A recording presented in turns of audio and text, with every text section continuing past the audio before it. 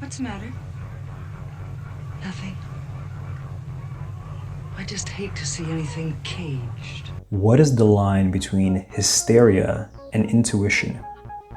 Welcome to my channel, The Hidden Octave. In this video, we will be exploring an interesting theme in the Mrigashira narrative: gaslighting.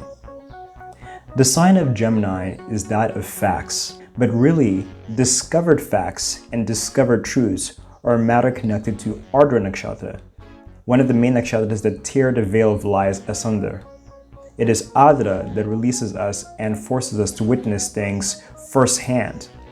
Adra gives freedom to the intellect to think and freedom to the senses to taste. Mrigashira comes before Adra and so does not possess verifiable facts, but only hypotheses. Mrigashira is the question-asking nakshatra.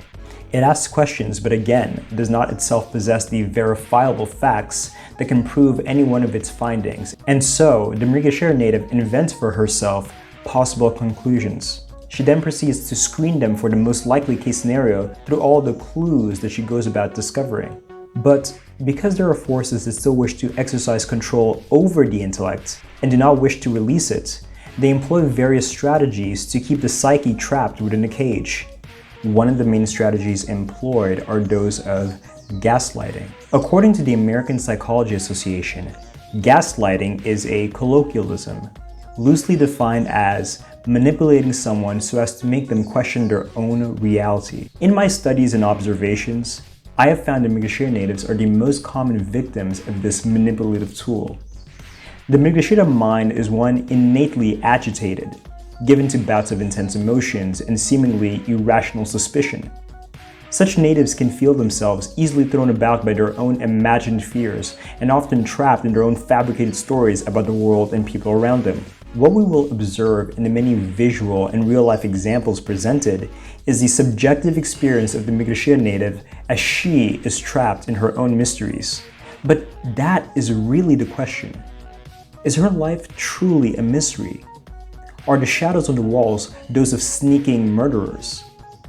Are the voices that she hears those of clandestine conspirators?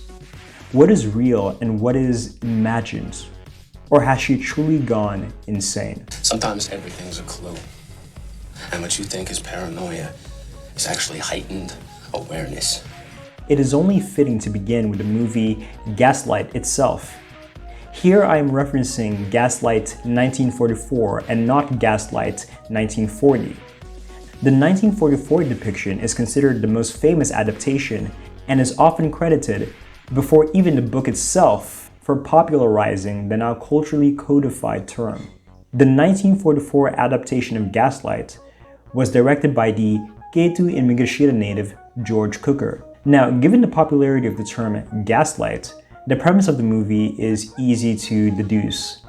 The movie tells a story of Paula Alquist, a well-to-do young woman who marries Gregory Anton. They both move into her inherited London home, which was long abandoned after the murder of its former owner, Paula's aunt. Throughout the movie, the protagonist Paula claims to witness strange occurrences about her home.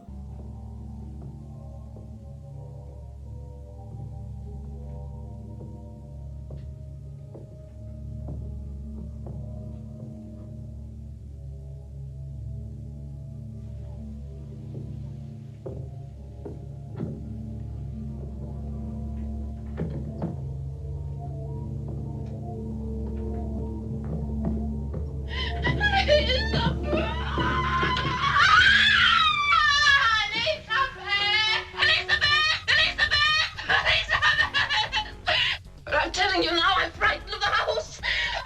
I hear noises and footsteps. I imagine things that there are people over the house. I'm frightened of myself too. Gregory, please. No one else seems to notice these changes. And it does not help matters that she herself seems to suffer from lapses of memory. The little picture's been taken down. Who took it down? Why has it been taken down? Why indeed? Why was it taken down before? Will you please get it from wherever you've hidden it and put it back in its place? But I haven't hidden it. I swear I haven't. Why should I? Someone else must have done it.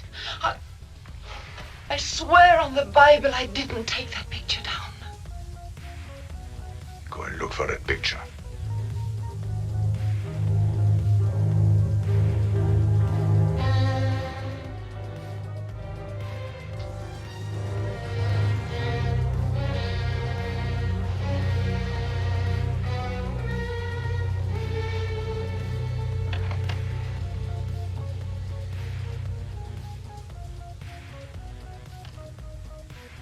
So you knew where it was all the time.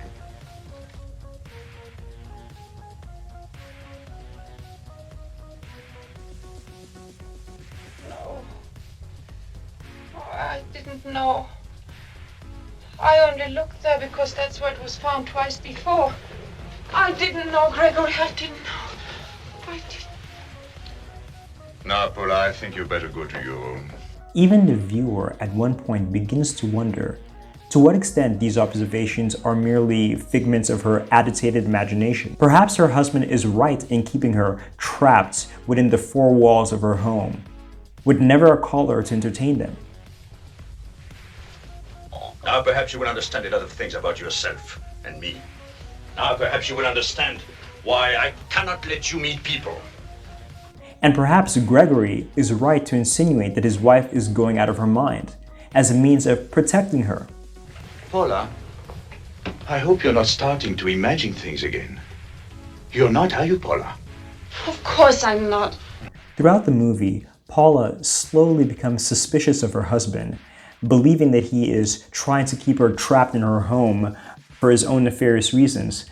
The mind is influenced by two elements, water and air. The deeper mind is ruled by water, but air is what disturbs the surface and causes waves and tides of thoughts and emotions. One can even see this represented in the iconography of Chandra, the deity of Mrigashira. The mount or carriage of Chandra is a quick, fickle, nervous animal. The antelope, an animal reminiscent of the deer. The air element pollutes the gentle pools of the mind with thoughts and ideas, but these may not always correlate to reality. One who is particularly aggravated by the air elements may be inclined to chronic daydreaming and irrational fears, as they would be prone to exaggerating what is real or totally imagining scenarios that have never even taken place. These thoughts that swirl and disturb the gentle pools of the mind are again reminiscent of the churning of the oceans, back and forth between states of calm and chaos, and the mind is caught in between them, holding onto the life raft of reality. Of course, as we know, Chandra, or Soma in this case, emerge from the churning of the oceans, where both the forces of calm and the forces of chaos churn the consciousness back and forth. Over the course of the film, the systematic gaslighting had so defeated her that she surrendered her intellectual faculties to her husband. Now there was nothing that she thought or even observed that her husband could not swiftly recontextualize or deny that she would not believe. She now believed herself crazy and out of touch with reality, and so clung to her husband to ground her. But the movie ends relatively happily as our protagonist is vindicated. She discovers that her intuition was right all along. Her husband was indeed the villain. You wouldn't be able to do these awful things to me if I weren't still in this chair. But you are, Blanche. You are in that chair. Bette Davis and Joan Crawford are two of the most legendary film actresses in the history of American cinema. One of the most common themes in both of their works is that of gaslighting, as they each have movie after movie depicting women who swear to what they've seen and heard, but are only met left and right with accusations of insanity, for no one believes them. One very interesting quality to their movies is that not only do the other characters accuse them of insanity, but the viewer himself is forced to consider this as well. Whatever Happened to Baby Jane is a very interesting case of gaslighting, because one does not know, between the two, who is gaslighting whom. Of course, the iconic movie stars both Joan Crawford and Bette Davis, both Mrigashira Moon natives. In the movie, the two women are former actresses who now live the rest of their days confined in their homes. Blanche, you aren't ever gonna sell this house. And you aren't ever gonna leave it. Either. Being confined in the home was a theme we also saw in the movie Gaslights, and is one we will continue to see. Being confined in the home can symbolize one's disconnection from the external world and the greater reality. Being confined to the home can symbolize one's lack of groundedness. The home is representative of the mind, and when the doors and windows of the mind are shut, one cannot but fall ill from the stale air that circulates within the four walls. One trapped in her own home or one trapped in her own mind is forced to make conversation with phantoms and dance with ghosts as there is no sunlight to banish them. There is never a visitor knocking on the door against whom ideas about the world can be matched. With no one else to talk to but one's own self, the same voices make louder the same erroneous ideas in an endless, recycled feedback loop, eventually making one sicker and sicker from breathing in and out the same stale air from inside the house. People who are obliged to live alone have a habit of creating company for themselves. Innocent fancies can become fixed delusions. The two protagonists of the movie, Baby Jane and Blanche, are in a struggle fought on many fronts. Who is more talented than whom? I made a picture that year, too. Marty McDonald said it was the best thing I ever did. They never even released it in the United States. They didn't want to show my film. They were too busy giving a big build-up to that crap you were turning out. Who has the right to their own resentment for their own childhood traumas caused by the other? But most pertinently for the plot of the movie, who is in possession of the truth and whom between the two has truly gone mad? Maybe you're right. Maybe I should get a checkup or something. That would be wonderful. Perhaps we could find a really good doctor. Yeah, we could get hold of that nice Dr. Shelby, couldn't we? Yeah, let's see. What's his number again? It's not me that needs a Dr. Blanche. What truth is this, you may be asking? This truth is what happened to Blanche. Many years ago, Blanche was paralyzed in an accident. But Baby Jane had long been blamed for this incident. And this is a verdict the audience themselves is primed to accept. In watching the movie, the viewer may say, well, of course Baby Jane did it. Of course Baby Jane ran over Blanche with her car. Look at how Baby Jane treats her sister now, even in old age. Poor baby. Poor baby. I was cleaning the cage. The bird got out. But where is it now? It flew out the window. Did you let that bird out on purpose, Miss Jane? Eat your lunch, it'll get cold.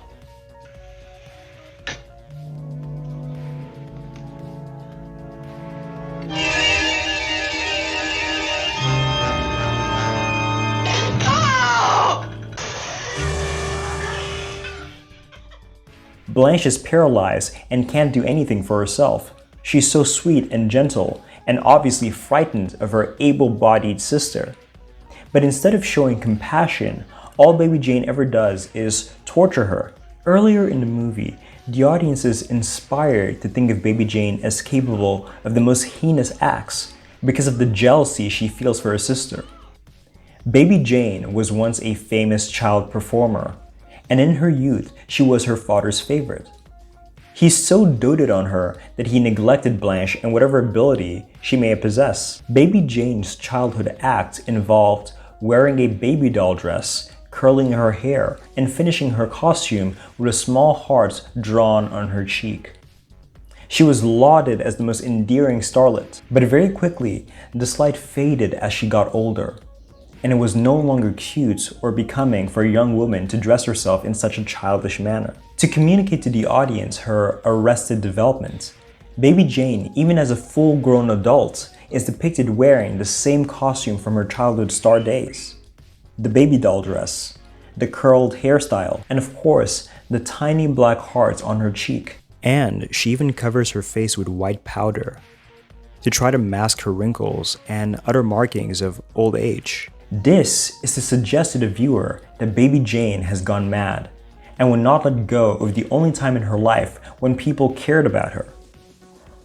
Another reason why she clings to this costume is to represent her desire to regain her childhood innocence as a remedy against the slimy accusations that she ran over her own sister. Regardless of what people say of her, she denies it, and she insists that it was not her that paralyzed her sister. And so badly does she wish to hold on to her own sense of reality that she, again, wears her childhood costume to symbolize a search for stability outside of other people's perception. She refuses to accept anyone else's ideas, hypotheses, or claims of what took place, but she struggles to hold on to her sanity. She hates her sister for she believes she is deceiving her as to what truly took place that fateful night. Oh, you're a liar. You're just a liar. You always were. And this inspires her to continue torturing her, and all these things contribute to her deteriorating mental states. But it is only in the very end of the movie, on the iconic beach scene, that the truth is finally revealed. It was never Baby Jane that caused Blanche's paralysis. It was Blanche herself. I made you waste your whole life thinking you'd crippled me. Please stop. You didn't do it, Jane. I did it myself. I crippled myself. You weren't driving that night.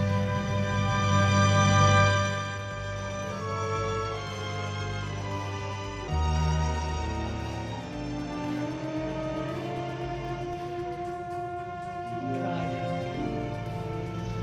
You were too drunk. I wouldn't let you drive. I made you go open the gates. I watched you get out of the car. I wanted to run you down, crush you. But you saw the car coming. I hit the gates. I snapped my spine. You were frightened and ran away. I managed to crawl out of the car up to the gates. When they found me, they assumed it was your fault. You were so drunk and confused. You didn't know any better. The entirety of the movie, the audience believed that it was the Mrigashira native, played by Joan Crawford, that was being gaslit and confined at home. After all this time, the audience discovers that it was not Blanche that was being gaslit and caged by Baby Jane, but instead, all along, it was Blanche that was engaged in the systematic gaslighting of Baby Jane. Ironically, Blanche is even called crazy and sick by Baby Jane herself, even though the audience is inspired to think that Baby Jane is in fact the one that is out of her mind. Don't turn on the light. It's not real when it's light. Hush Hush, Sweet Charlotte is another movie about gaslighting, starring again the Mrigashira native Bette Davis. Quite similar to the theme of the former film, here Bette Davis's character, Charlotte, is collectively blamed for the murder of her former lover, a crime she knows she did not commit. With the introduction of a new character, her greedy cousin Miriam follows the deterioration of her mental states. This movie, like the previous ones, encouraged the audience themselves to doubt the Mrigashira protagonist's sanity, as most of the movie is seen through their subjective experience. In this movie, the Mrigashira protagonist is again confined to her home, but this time by choice. Take your hands off that! You give that to me! Now you get out! You get out all all of you! Get out, do you hear me? You get out and stay out! And you two snooping around. And late at night, she hears strange voices and sees strange shadows. When she rolls out of bed on these ungodly hours, she walks downstairs and she observes what she believes to be her former lover, the one who was brutally murdered when she was just a debutante, playing under a grand piano. Charlotte seems to struggle to get a hold on reality, as her decades-long loneliness has been wearing away at her mental state. John! John! John!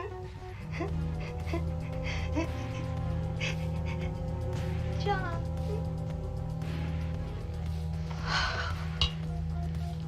She is deranged, Drew. She must be. For so long she was friendless, with never a caller ringing her door. Again, because everyone believes she killed her ex-lover. Charlotte speaks to herself incessantly and acts as though the people of her childhood still surround her, and this only provokes more suspicion as to her mental state. Man, she sure acts like she's crazy sometimes. That's what all the folks in town say. Very late at night, Charlotte would be woken up by the faint sound of music. The music her former lover composed especially for her. She would carefully climb downstairs and lo, there he would be, but cloaked in shadow, so that his face would not show. Later in the movie, the audience is first to discover that these apparitions are fabricated.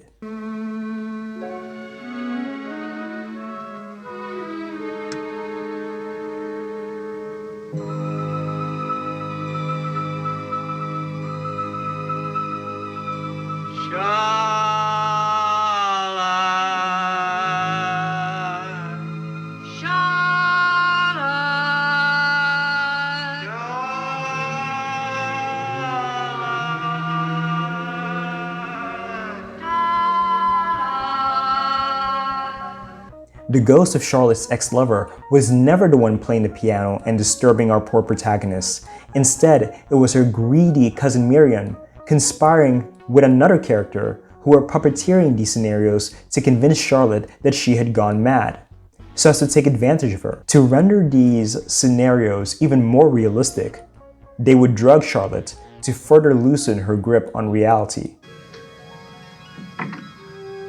Miss Charlotte. What have they been giving you? That's some kind of drug, ain't it? That's some kind of drug that you've been giving her. You've been making her act the way she's been. They would drug Charlotte to further loosen her grip on reality. Their plan was to manipulate Charlotte's recollection of her lover's murder in such a way as to convince her that she was the one who killed him. Miriam and Drew's plan was very well thought out, and they had so systematically gaslit Charlotte that she no longer trusted her own mind or senses and clung to Miriam as a means of remaining grounded. Strait Jacket is a movie starring the other legendary Miyashiro native, Joan Crawford, and of course it tells the tale of a woman gone insane. Allegedly, the protagonist, Lucy, came home one night to find that the man she loved was lying in bed with another woman. When he and the one-night stand end up decapitated, Lucy, played by Miyashiro native Joan Crawford, is the only suspect. For her crimes, she was institutionalized for 20 years with no contact from any loved ones, leaving her young daughter an orphan and to be cared for by her uncle. In the previous examples, we saw Miyashiro trapped in a home, but here we have the first example of Miyashiro trapped in a legitimate mental institution. When finally Lucy is released, she does seem better, but not yet totally healed. They've been using some new methods of treatment. They thought perhaps she was ready to face the outside world again. My mother has been released from an asylum. She's coming home. She now lives with her brother and her adult daughter, who is close to marriage. But she begins to hear things, like the teasing song of little children recounting her alleged crimes in rhymes. Lucy Hard took an ass, gave her husband 40 whacks. When she saw what she had done, she gave his girlfriend 41. Is there something wrong? I heard them. Heard what?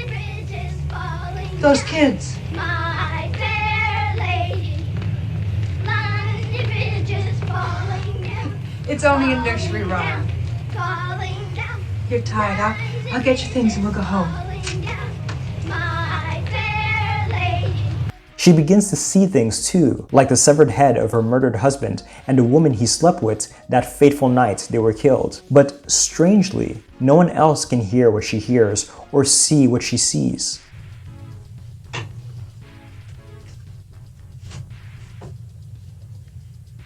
There is nothing here.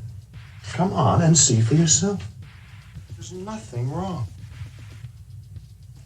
But I saw. Just what did you see, dear? Of course, the collective suspicion is that she is spiraling backwards into madness. To make matters worse, when she returns, there are new murders that are committed in the style of her first alleged murder 20 years ago. Naturally, Lucy is the only serious suspect. But lo and behold, the whole time, her own daughter had been conspiring against her. Carol, her daughter, was a talented sculptor, and she was the one who molded the severed heads out of clay and placed them on her mother's bed. Carol was also the one responsible for the strange songs being played, and finally, Carol was the one responsible for the fresh murders, as she would dress up as her own mother and even wore a mask that resembled her face. Yet another theme in the Mrigashira narrative is that of hidden individuals conspiring against the Mrigashira protagonist behind a veil. I planned this one from the beginning when I knew she was coming back. Everyone will think that Lucy is the murderess. Don't you see? She's insane. She's insane. She's insane. She's insane. She's insane. Mother, starring Jennifer Lawrence, a Mrigashira native, is again the story of a woman on the verge of insanity who is completely confined in her home. In the movie Mother, our unnamed protagonist attempts to live a life of peace, closed off from the external world, but is frustrated by unwanted guests that mysteriously find their way into her private space. Her husband is no help in this regard because he shows himself as too hospitable to these strangers. All these people. I know, they're just letting off steam. They're painting our house. You're right. Told you to stop. These random individuals are ill-mannered and even bad-tempered and wreak havoc on the home that our protagonist has taken great pains to build. Hey, how you doing? Excuse me, could you get down from there? That sink's not raised yet. Oh, I'm sorry. You want to take a walk? What? A walk. With me. You see that? No. No. Please. You want to take my number? No, I don't want your number. Well, why would you say that? You don't even know me. Let me do Let go of me. Why? Because I don't know you. Get down from there. From where? You see, you should, because you don't know what I could do for you. I don't want anything from you. Sassy. Leave me alone. You know what? Get out of my face. You're an arrogant cunt. Hey, There's nothing wrong with it. really okay. Stop doing that. Don't do that. Stop. Stop doing that.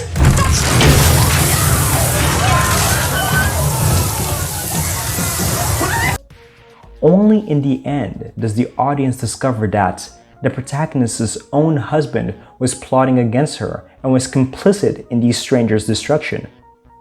For whatever reason, he was the one that invited these strangers into their home, and though he seemed unaware of the damage they were causing, this destruction was by his own design. Stop! All of you! What are you doing? Oh, Beautiful. No, that's not for you. He said to share. The husband, for seemingly nefarious reasons, wanted these strangers to come in and cause chaos, but he would pretend to be on his wife's side. The deer is often called an animal of in-betweens. They neither like to be too deep in the dense forest nor too exposed in an open field, but simply jumping back and forth between them. In fact, the deer is so much an animal of in-betweens that they even wander into roads, neighborhoods, and other man-made constructions. So much so that, according to studies, in most places, the deer is the animal that is most run over by fast-moving vehicles, ending up as roadkill and giving rise to the popular saying, deer in the headlights. Whereas Migashira is most comfortable on the ledge or the threshold, it is Adra that comes in and permanently severs the tie between Migashira and the other world, placing it firmly within the solid grounds of Earth. Alfred Hitchcock, the famous director of suspense movies, often features many Migashira themes in his movies. Alfred Hitchcock himself has Kato in Migashira, and we will come to explore some more of these movies later on. Rear Window tells the story of a detective who is forced to stay home due to an injury. Again, the theme of confinement. With nothing to do, he makes use of his binoculars to pry on the lives of his neighbors and even goes as far as to invent scenarios to contextualize their actions. But we have seen from previous examples how being confined to the home and disconnected from the outside world forces one to dream up people who aren't actually there, so we have someone with whom to talk, and dream up all other sorts of scenarios that do not exist. So, to what extent our protagonist's observations about the world are real, and to what extent are they imagined? One day, our protagonist witnesses what he suspects to be a murder. He tries to convince the people around him, but of course, true to the Migashira narrative, no one believes him and proceeds to dismiss his ideas as the inventive imagination of a bored man caged at home. You had any headaches lately? Not until you showed up. It'll wear off, along with hallucinations. In other words, they jokingly call him crazy, a term by now we associate with Migashira, if only used derogatively to dismiss the natives of this nakshatra. Jeff, if you could only see yourself. What's the matter? Sitting around looking out of the window to kill time is one thing, but doing it the way you are with binoculars and wild opinions about every little thing you see is disease. What is it you're looking for? I just want to find out what's the matter with the salesman's wife, that's all. Does that make me sound like a madman? But the detective continues to pay attention to his unsuspecting neighbor from behind the shadows of his own home, into which no piercing eye can spy on him in turn. Eventually, he strings together enough of an argument to convince a few people of his hypothesis, that his neighbor murdered his own wife. In the end, he is vindicated, but nearly risks his life when the killer realizes that he has been discovered. Disturbia stars Migashira's son native, Shia LaBeouf, and this movie was inspired by the Alfred Hitchcock movie Rear Window. Again, it tells the tale of a young man who, out of sheer boredom, begins to spy on his neighbors, also using his binoculars. After a while, he begins to suspect that his neighbor is a serial killer because a few details of his car match the description of the car of a serial killer on the run. Driven by the prospects of catching his imagined killer, he enlists two friends to assist him. They go as far as breaking into his car and even his home in search of any sort of clue. But in attempting to prove themselves to the police, they come up short and their suspicions are too dismissed as nothing but mere paranoia. But Cale, the protagonist, is ultimately proven right, and the killer, afraid of being found out, goes after Cale and his loved ones to kill them, and his plan is to pin the murder on Cale himself. The very title of the movie, Don't Worry Darling, resounds with the gaslighting themes we have come to recognize as a staple in the Migashira narrative. It was directed by the Mrigashira native Olivia Wilde. Note again the common theme of the female protagonist being trapped inside a home. But in this depiction, they are made to seem complicit in this decision as though it were their idea, when in fact it was not. The little town they live in is idyllic, every suburban family's dream, and yet Alice, our protagonist, knows that something is not quite right. There are strange earthquakes that she struggles to understand, but she is told it is nothing to worry about.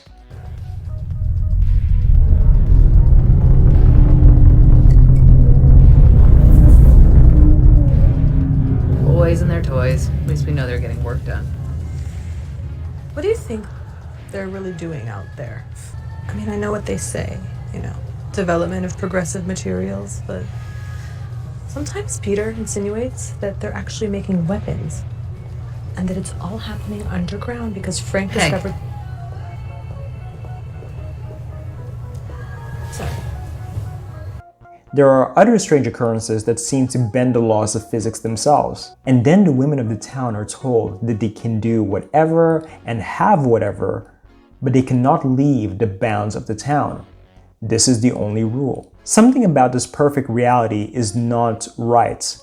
Alice has questions, but for the most part keeps them at bay. But what really triggers her is another character, Margaret. Margaret voices Alice's inner murmurs. When she tries to contact Margaret, she witnesses a horrid event, her suicide. But what follows terrorizes her even more.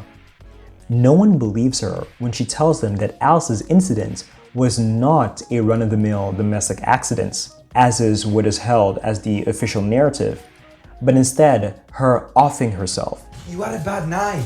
Don't. You weren't feeling No. how she felt. No. You imagine the worst Don't case do that. scenario. She slit her throat. It's crazy. Jack, I saw it happen. She cut herself open. There was blood everywhere. It's not just a few stitches. Please don't get hysterical. Ted is with her at the hospital right now. He said she needs a few stitches. She slipped cleaning the window. It was an accident. Nope, I saw her. She cut herself. Everyone is intent on denying what Alice herself has witnessed with her own eyes. Now, unlike many other Mrigashira protagonists, Alice is not institutionalized, although she is forced to see a psychiatrist to deal with her supposed disconnection from reality. Is there a bug going around? It wasn't a tumble. She slit her throat. Alice. No. Witnessing a trauma can often lead to distorted memories, even nightmares. I have some pills I can prescribe for that. I really don't think that I need those. Naturally, visiting a psychiatrist goes along with the theme of Mrigashira being accused of insanity. But lo, Alice, like every single allegedly paranoid protagonist, is vindicated when in the end she realizes without a shadow of a doubt that she's being gaslit by her own husband.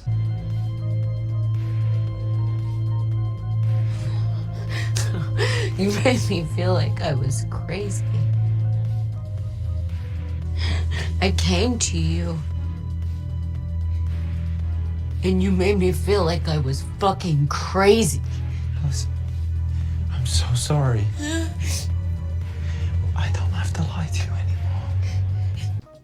Don't Worry Darling helps us better understand an observation made by Claire Nocte concerning Mrigashira Nakshatra. Claire Nocte noticed an interesting contradiction within this nakshatra, stating that the women on the one hand wish for female empowerment and freedom from male control, and yet on the other hand, they yearn for a backwards traditional expression of male and female roles, where the woman submits to the man. This movie can help us reframe and recontextualize the symbols that we have become familiar with. Mrigashira is a nakshatra of the threshold, as we have discussed. This is the bridge between the known, peaceful, and ordered world of the home and the unknown and chaotic world beyond the boundaries of the home.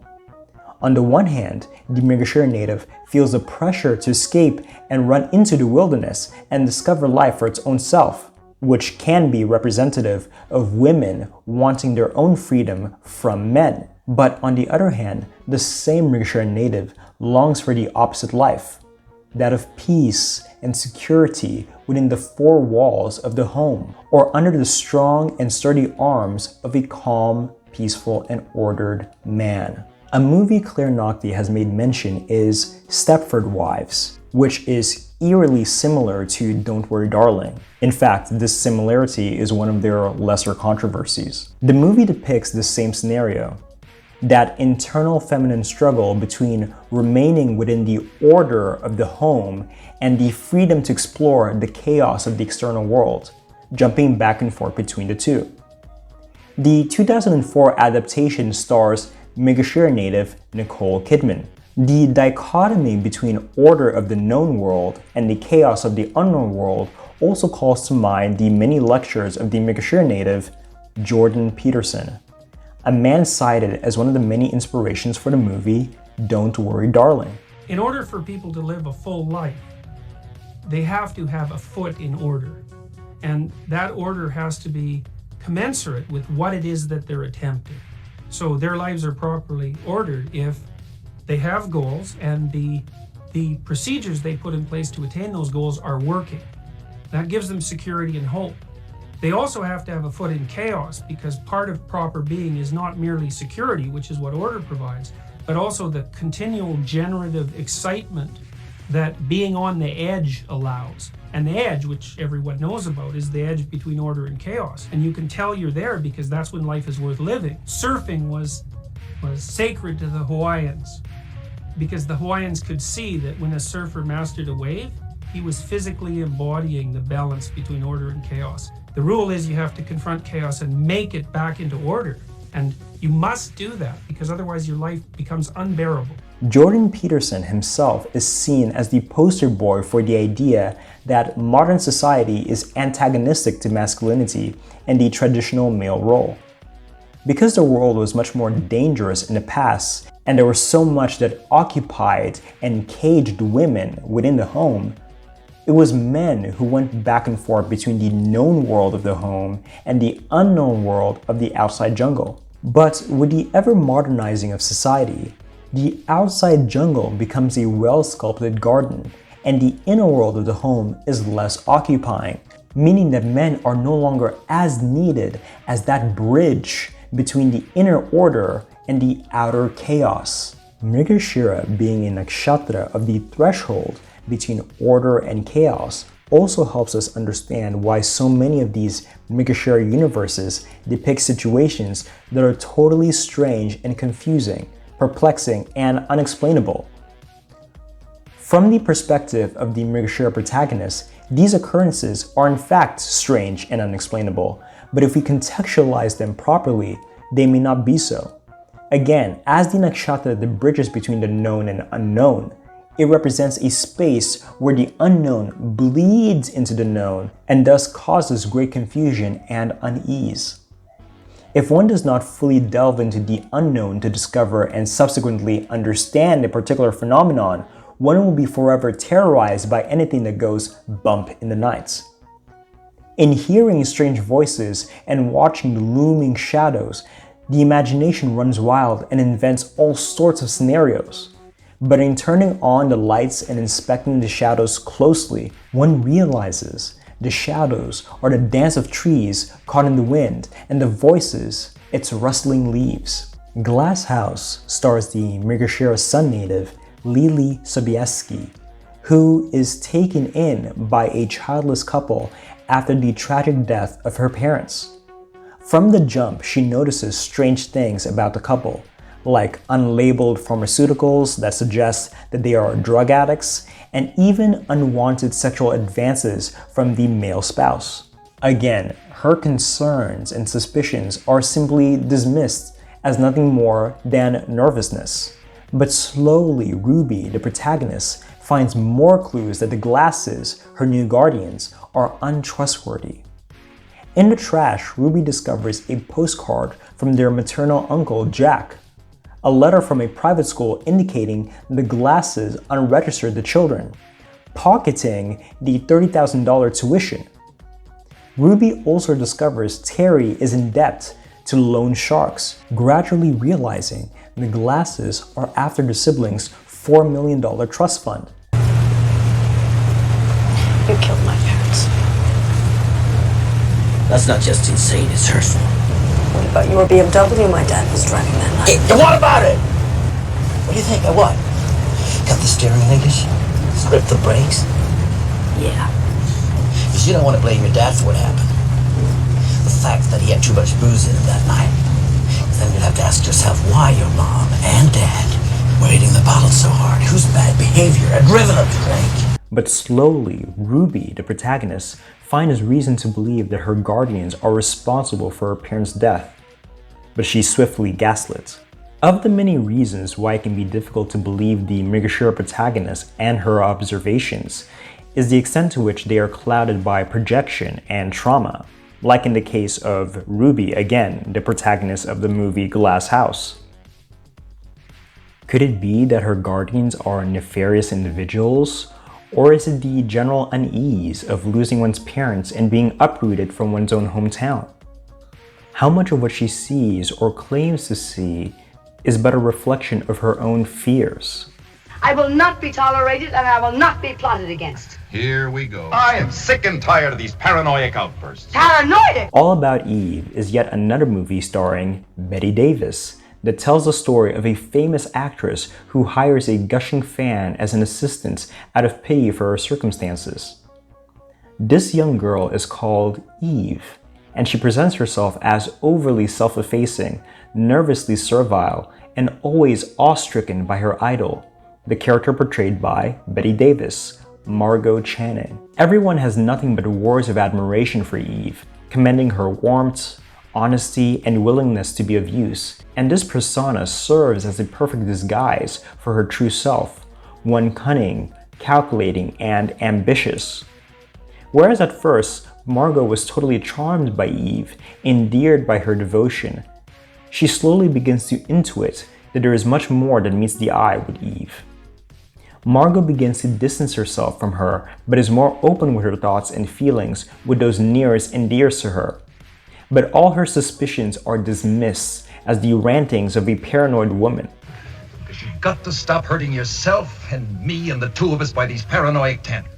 You have every reason for happiness. Except happiness. Every reason. But due to some strange, uncontrollable, unconscious drive, you permit the slightest action of a kid like Eve to turn you into an hysterical, screaming harpy. Now, once and for all, stop it. At one point, Margot even believes that Eve and all those she considers her friends are conspiring against her to take away her acting roles in the theater. But of course, the other characters deny this. Margot is a difficult personality. She is temperamental, bratty, entitled, rude, childish. For the most part, those around her accept her for who she is, but eventually her friends get sick of it and plan a way to humble her. And so they do in fact end up conspiring against her to give her roles away to the ambitious Eve. It is only in the end of the movie that the audience finally discovers the truth about Eve, that she really did scheme her way through life, though Margot herself never witnesses this, and so she is never vindicated personally. Deceive stars Megashira native Goldie Hawn, who falls in love with a man who faked his entire identity, pretending to be someone he's not. Anytime Adrian, our protagonist, comes close to the truth, her husband finds some way of dismissing her, gaslighting her, or otherwise manipulating her into thinking she's crazy. I found this in your suit pocket. The one you wore to Boston. You didn't go to Boston, did you? That was you at the Chesterfield Hotel, wasn't it? You found a piece of candy in my suit pocket, a stupid little mint, and suddenly I'm a liar? You're accusing me of lying. And what else? Of having an affair? I don't believe this. I mean, do you have any idea, Adrian, how many receptions I've been to at the Chesterfield? Do you have any idea at all? What about my nightgown? What about it? The lady called from the lingerie shop. She said you left your credit card there. On 53rd Street in New York. You told me that you bought it in Boston. Oh, I didn't. I never said that. I never did. But eventually, when she discovers that her husband is a criminal, she tries to run away. In many of these Megashira works, we find, towards the end, the protagonist being chased down after she discovers, or even comes close to discovering, the truth. You creep crazy! Crazy? You're the jerkwad that gave me the doll! Coraline is a book-turned-movie written by the Megashira native Neil Gaiman, whose A-verified birth time places his descendant in Megashira. It tells the tale of a young girl who finds a secret entrance to another universe parallel to her own. Mom? What are you doing here in the middle of the night? You're just in time for supper, dear. You're not my mother. My mother doesn't have buttons? Do you like them? I'm your other mother, silly. Now go tell your other father that supper's ready. Where she's introduced to characters all crafted to represent those of her own world. But little does she realize that she did not discover this universe by happenstance, but was instead lured into it. Every fanciful design of this false reality is meant as a carrot on a stick to pull Caroline into a trap. When she slowly begins to realize this, she too is gaslit by the principal villain of the movie, the Beldam. Anytime she expresses any concern to her, she finds a way of deviating the subject, and in general hides her nefarious purposes under stitched smiles. When she tries to convince the other characters of the movie, again, no one believes her, leaving her vulnerable to the Beldam. He's in there. Can you unlock it? Not in a million years, but it wouldn't matter. She can't escape without her eyes. None of the ghosts can. Yeah. The doll's her spy. It's how she watches you, finds out what's wrong with your life. The doll is my grandma's spy. No, the other mother. She's got this whole world where everything's better. The food, the garden, the neighbors. But it's all a trap. Yeah, I think I heard someone calling me, Jonesy. Don't believe me? You can ask the cat. The cat? I'll just tell Grandma that you couldn't find the doll. Ow! You're not listening to me! That's because you're crazy! How very true to the Megashira narrative that so many of these stories focus on the protagonist being lured by a carrot on the stick. Then after realizing that she is in a trap, she claws for her escape. It's funny because it does in fact relate back to the themes of hunting and being hunted or persecuted, which again all belong to the nakshatra of the deer. When one is hunting, does one not create a false environment of safety and familiarity for one's prey? All the while, underneath the moss lies a trapdoor. But the astute animal, as he takes his regular morning course through the woods, notices a difference in his familiar space. He may try to ignore it, but then he finds another clue and then another. How easy it is to rile up the Mrigashira female. These very sensitive, very temperamental creatures who are set off by the tiniest thing that goes bump in the night. Every whisper is a ghoul in the dark, and every shadow is an axe murderer. Throughout these works of fiction, we will see the interplay between Shatabisha and Mrigashira as they both are related to mystery, but in opposite ways. Whereas Mrigashira is one of the main detective nakshatras that slowly piece together clues and eventually disrobe the mystery, it is Shatabisha that is the principal nakshatra that veils itself underneath mystery, from which he then maneuvers everyone else around him as though they were puppets in his play. As stated earlier, a common Mrigashira theme is that of the protagonist being plotted against. I hope you enjoy these psychotic episodes. So you go to his place? Excuse me? You fucking met his place? What are you talking about? Dream Lover, starring two Mrigashira natives, Mid Chin Amick and James Spader. This movie too features the male Megashira as victim of a conspiracy against him. This movie stars a man that falls helplessly in love with a woman he bumps into one night, and in a whirlwind he marries her. But slowly, he begins to discover that he does not actually know anything about her, for even her name she made up. She made up her background as well, claiming that her parents were abusive when they may not have been. Every time he comes close to discovering something, or allow his paranoia to run wild, his wife finds a way of gaslighting him and making him feel like his suspicions were without grounds. But every time he does actually find something and catches her in a lie, she manages to calm him into forgiveness. But what really sets him off are these strange phone calls that his now wife always gets. I told you. Of course I want. It's just...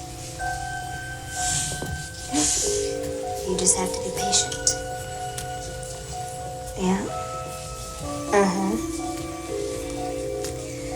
I absolutely guarantee it.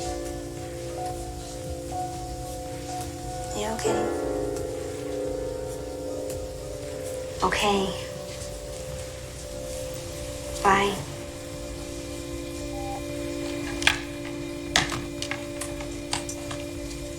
Debbie. She wants me to go see those male strippers. Hey, who's that? Debbie from my dance class. Stuff in her marriage is insane. Have I met Debbie? No, because, well, she's great, but her husband is, it's an unusual combination. He's a psychopath and he's boring. That is unusual. These phone calls rile his jealousy and agitate his already suspicious mind.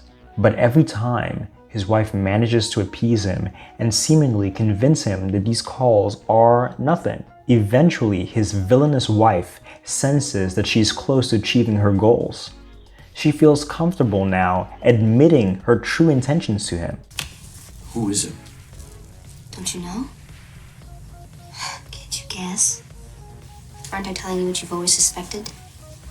What you've always wanted to hear? Huh?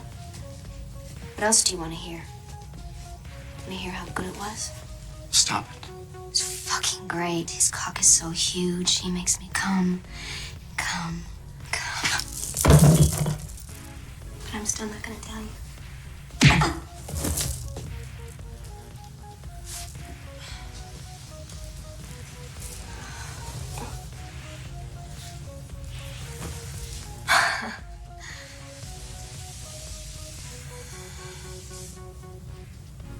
Is that all?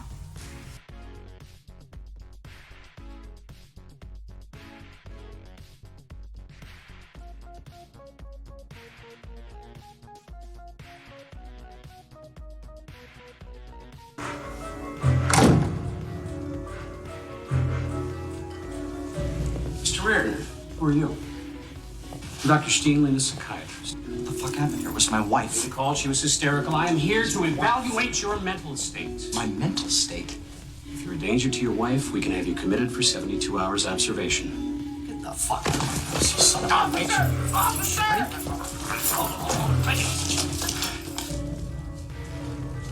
What the fuck's this? Take him away. Part of her plan was driving her husband insane and convincing everyone else around him of his madness so that she could get access to his money. Unfortunately, this film does not have a happy ending, as the movie ends with no one ever believing the Megashira native. You've driven me crazy. That was the whole idea. Well, crazy people aren't responsible. Crazy people aren't legally responsible. It's interesting that the Megashira native is often accused of insanity and hysteria, because arguably even hysteria itself was a term invented to invalidate the claims and intuitions of women and instead recontextualize them as some sort of mental failure on their part. According to many studies and articles discussing the disparity of male and female medical care, women are still less likely to be believed when they claim anything to be wrong with them, physically or mentally. They are also less likely to be listened to and more likely to be misdiagnosed. This is what he does. He makes me feel like I'm the crazy one. The Invisible Man is another movie where the protagonist is accused of having gone mad, but was really being manipulated by those around her, chiefly her ex-husband. It was both written and directed by Dee Mrigashira's son and possibly also Moon native Leigh Whannell.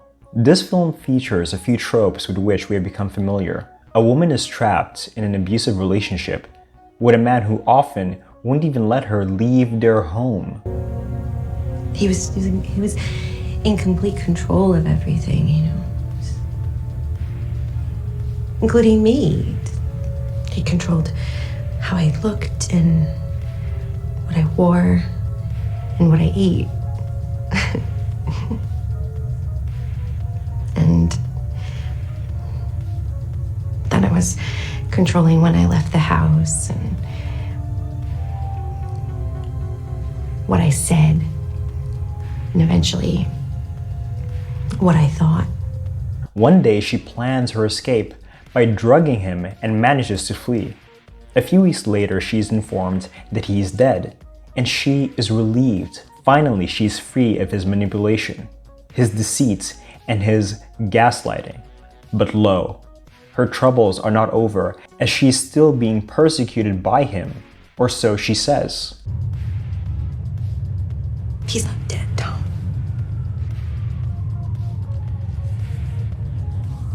I have a pile of ashes in the box that would disagree with you, Cecilia.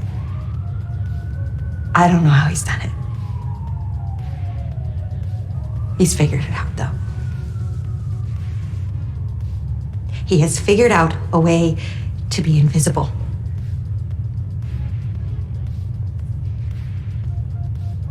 Of course, no one believes her when she claims that he has found some way of becoming invisible, only to continue persecuting her. Like many other tales of Mrigashira, we see her forcefully institutionalized. But lo, she was right all along, as her husband did in fact find a way of making himself invisible using an invisible suit. So once again, we are seeing the Mrigashira native vindicated. Her hypotheses, her theories, her intuitions proven right. As stated earlier, Mrigashira is a nakshatra that is forced to fill in the gaps between what is known and what is not known, and so it often employs imagination to this end. Why don't you say what you're really thinking, Inspector? What would that be, Mrs. Bresson? You don't believe me, do you? You think I made him up? You think I made everything up? The man in the square, the phone calls, everything. Right from the start, you haven't believed me. Okay. Midnight Lace is another mystery film starring the Mrigashira native Doris Day. This film was also directed by the likely Mrigashira Moon native David Miller, so we're seeing a dual Mrigashira influence. The movie's protagonist, Kit, is being harassed by a man she does not know and has never even seen. All she ever hears is his voice in strange situations. But often she hears his voice when he calls her on the phone. Naturally, the caller masks his voice to make it hard to recognize. Every time, he whispers the same threats. Before the month is over, I will kill you. The very sensitive and anxious Kit Preston is agitated by these calls and tries to tell the people in her life about this awful man that keeps threatening her. But no one believes her. Or instead, they dismiss this man's threats as some prankster trying to get a rise out of a delicate woman. What makes matters worse is that no one but her has ever picked up the phone to hear him, and even Kit herself has never even seen the man. It's a chance, a long one. You take it. Pretend you're Kit. If it's our friend, at least we'll know. Hello? Yes? This is Mrs. Preston? Yes, I'm listening.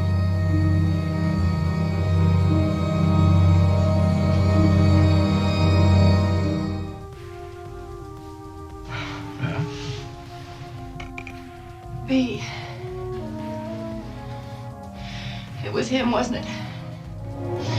You heard him, didn't you? Yes. What did he say? Kit, go back and rest. Why won't you tell me? Don't you know what I've been going through? Please stop treating me like a child. Bea, what did he say? Kit, it's going to be all right. We're going to help you. Bea, what did he say? What did he say? He said, "What time shall I ring you, Mrs. Preston? You haven't called me." Oh. Oh. He's lying. He knows my voice. Don't you see? He knows my voice. He's lying. Oh, God. Eventually, she too, like many of her Megashare sisters, is sent to a psychiatrist to be looked over. But lo, she was telling the truth all along, and the man responsible for antagonizing her was none other than her own husband. It was you! It was all you!